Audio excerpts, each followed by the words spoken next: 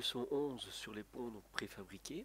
Le but ici principal de cette leçon est de voir que l'entièreté des éléments, ou du moins une partie de ces éléments, peut être utilisée dans la réalisation d'ouvrages d'art tels que les ponts.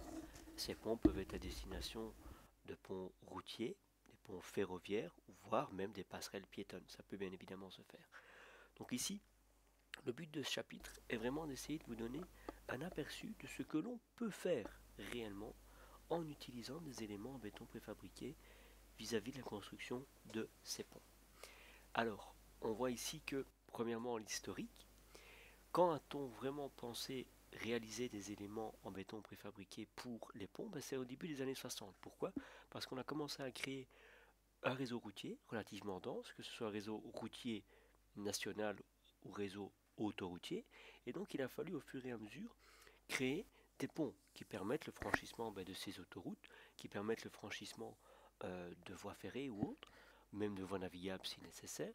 Donc on a vraiment commencé à penser à partir des années 60, de la création de ces autoroutes, à essayer de réfléchir sur une standardisation et une méthodologie particulière pour pouvoir réaliser des diminutions de coûts, puisque c'est en standardisant et en uniformisant les éléments qu'on a commencé à comprendre le potentiel réel des éléments en béton préfabriqués.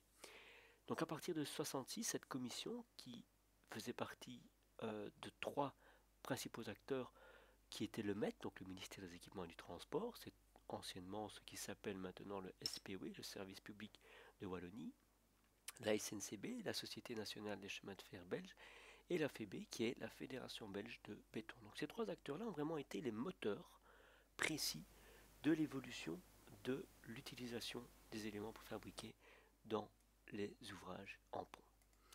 Alors ici, on va voir ici plusieurs types de ponts dans leurs détails. Donc on va vraiment essayer de passer du temps pour essayer de faire comprendre dans quel cas est-ce qu'on utilise tel ou tel type de pont.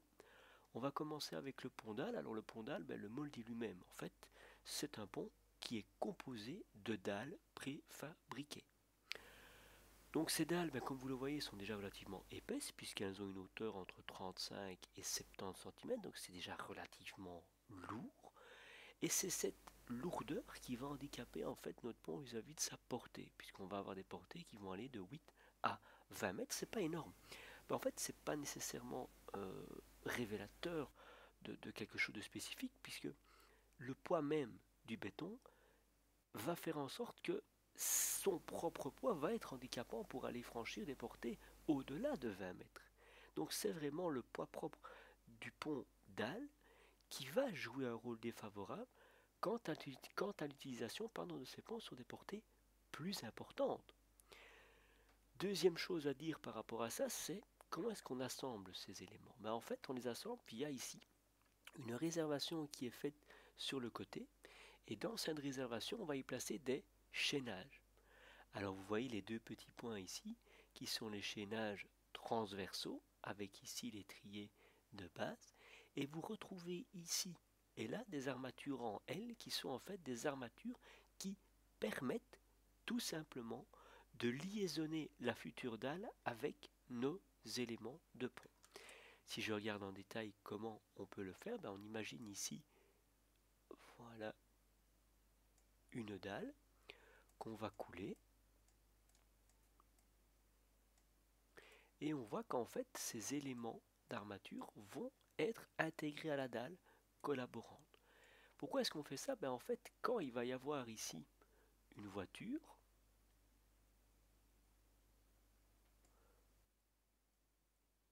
qui va venir ici dessus, en fait, on peut très bien avoir à un moment donné le poids qui va venir sur un essieu sur cet élément-ci de dalle et l'autre poids de l'essieu sur cet élément-ci.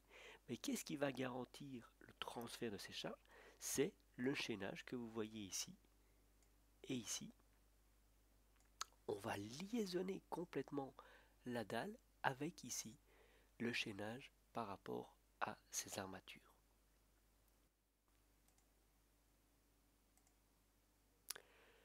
Deuxième type de pont que l'on va avoir, c'est les ponts à poutres à dalle intégrées. Donc là, en fait, on a déjà une plateforme horizontale qui est préfabriquée sur l'élément porteur.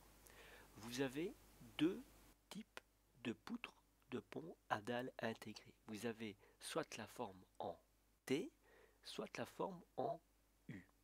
Si je prends la forme en T, à quoi est-ce que ça ressemble? Ça ressemble à ceci, donc l'illustration vous le montre très bien, ainsi qu'ici, on a une genre de poutre en I sur lesquelles on est venu couler déjà le platelage supérieur. On n'aura plus ici au-dessus qu'à venir couler la chape collaborante qui va liaisonner bien évidemment tous nos éléments les uns à côté des autres.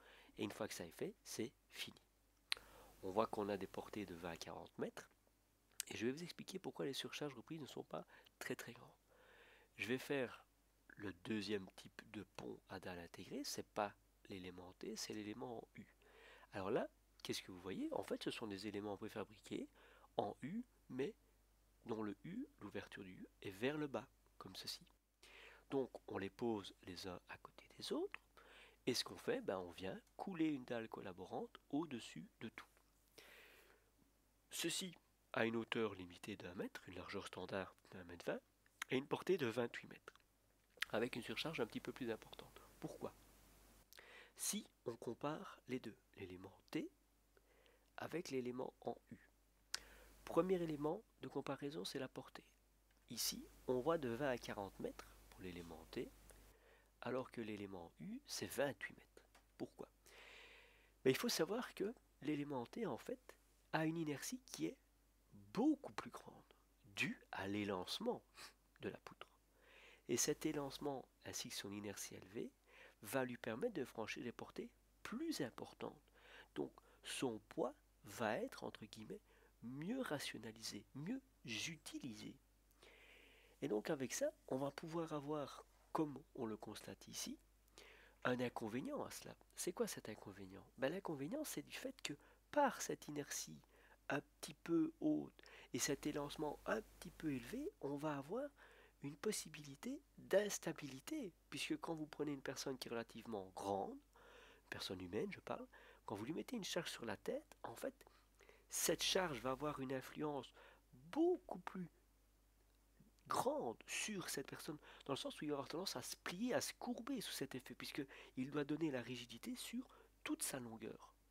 Donc dans ce cas-là, c'est plus facile de travailler avec une charge sur une personne qui est un petit peu plus petite, puisqu'il a un moins grand effort à essayer de donner de la rigidité sur une plus petite hauteur de son corps. Donc je sais bien que l'exemple n'est pas top, mais c'est pour essayer de vous faire comprendre qu'en fait un élément en béton élancé haut et fin a une instabilité un petit peu plus grande. Donc c'est pour ça que en fait on va avoir une reprise de surcharge un petit peu moins grande, mais on aura des portées qui sont plus importantes. L'élément U aura une portée un petit peu plus faible. Pourquoi? Parce qu'on utilise un petit peu moins bien la matière que l'élément en T. Donc on va se permettre une portée un petit peu moins grande. Par contre, dû au fait qu'ici on a deux appuis, et que dans l'élément T on n'a qu'un appui central, on est plus soumis ici au niveau de l'élément T à des problématiques d'effet de moment, puisqu'en fait cette charge va avoir tendance à favoriser un effet de moment. Tandis que si on regarde par rapport à notre élément secondaire, on va avoir ici une problématique beaucoup moindre, puisqu'en fait, même si vous mettez une charge ici, le moment engendré va être directement arrêté par justement cette deuxième zone d'appui. C'est cette deuxième zone d'appui ici qui va jouer le rôle de stabilisateur. Donc que la charge soit ici ou de l'autre côté, ça ne change pas grand-chose, puisque de toute manière l'élément en face va empêcher ce phénomène de rotation dû au fait qu'il y a deux appuis.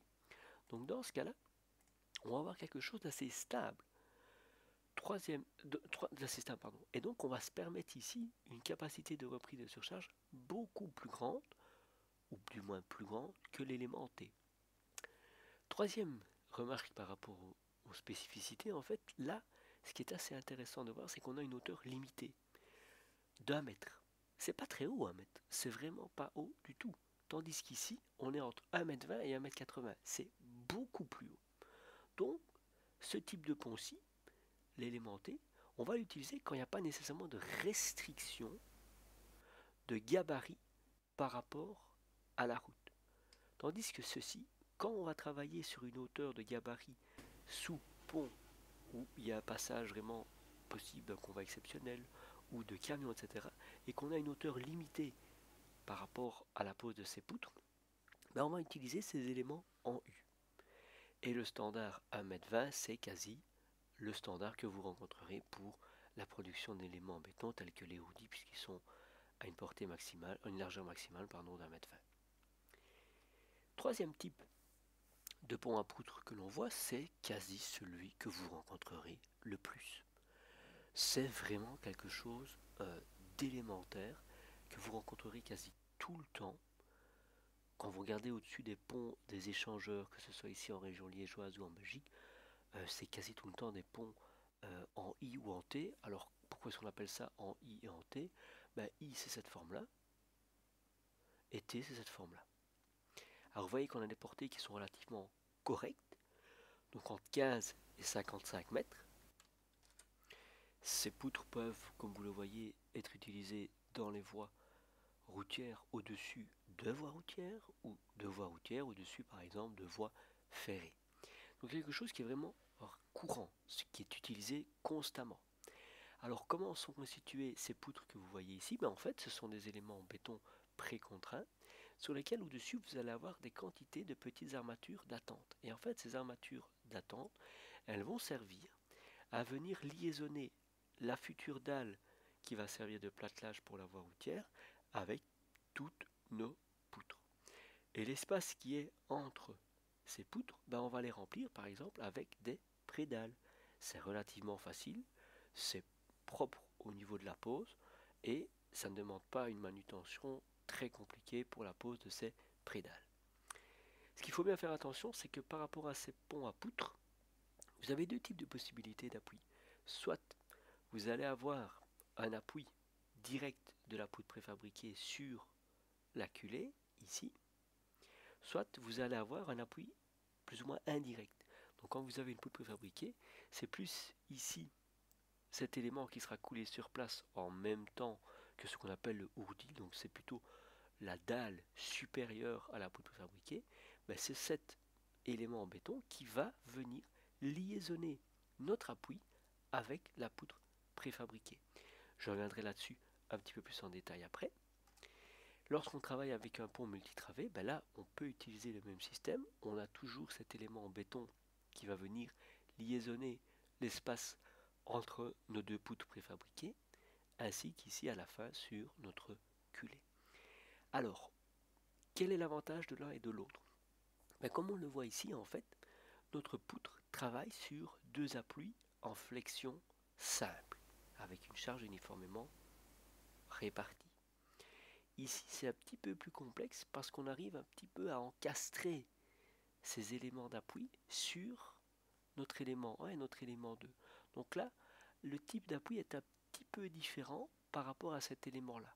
C'est plus simple de venir travailler dans ce sens-là, puisque vous permettez une certaine rotation au niveau des appuis, qui ici, comme c'est un béton qui est rigide et qui est solidaire ici sur une très grande partie et une très grande épaisseur, ici c'est un petit peu plus rigide cet élément-ci que l'élément ici, puisqu'on tolère un petit peu plus de flexion.